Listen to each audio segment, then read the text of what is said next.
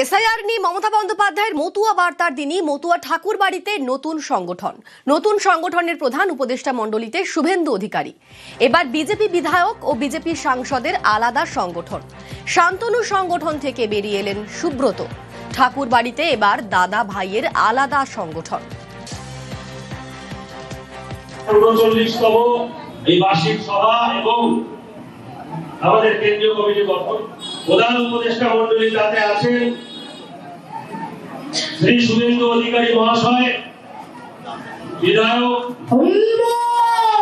এবং পশ্চিমবঙ্গের বিধানসভার বিরোধী দলনেতা। এই ঠাকুর বাড়িতে যারা আছি আমরা সকলে সংগঠন করা তাদের মানে ব্যক্তিগত অধিকার আছে। সংগঠন করে নিজের অস্তিত্ব প্রমাণ করাতে হয় অ্যাকচুয়ালি। এখন কেউ যদি নেতৃত্ব দিয়ে মতুয়াদের কাছে নিয়ে পরিচালনা করে তাতে দোষ নেই তো কোনো। মতুয়ারা কোনোদিনই দ্বিধাবিভক্ত নয় সংগঠন নিয়ে। সে সংগঠন করে স্ট্রংলি সে উঠে আসুক। আমি চাই যখন আমরা একসাথে সংগঠন করেছি তিনি মহাসংঘাধিপতি ছিলেন। এখন সংগঠন উনি যদি আলাদা করে করেন তাহলে উনি ওনার ডেজিগনেশন বেছে নেবেন কি হবেন না হবেন। একদম শুভকামনা আছে।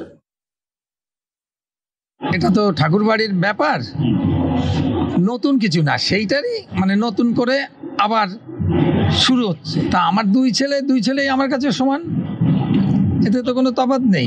দুই ছেলের দিকেই আছি, সবসময় আছি, কোনো দিকে আলাদা। দুটো মতো মহাসংঘ না, মতো মহাসংঘ একই, যে যার ইয়েভাবে করতে পারে সেভাবে করছে। একই সঙ্গে আছে, একই কমিটি, একই রেজিস্ট্রেশন নাম্বার। আমি দুই ছেলেকেই সমর্থন করি। মতুয়া মহাসংঘ একটাই। আমাদের যারা বিধায়ক এবং এলওপি আছে উপদেষ্টা কমিটিতে রয়েছে, উনিও আছেন উপদেষ্টা কমিটিতে। আমাদের যেখানেই ডাকে, কালকে যদি ঠাকুর মশাইও ডাকেন আমাদের ছোট ঠাকুর, আমরা কালকে চলে আসবো।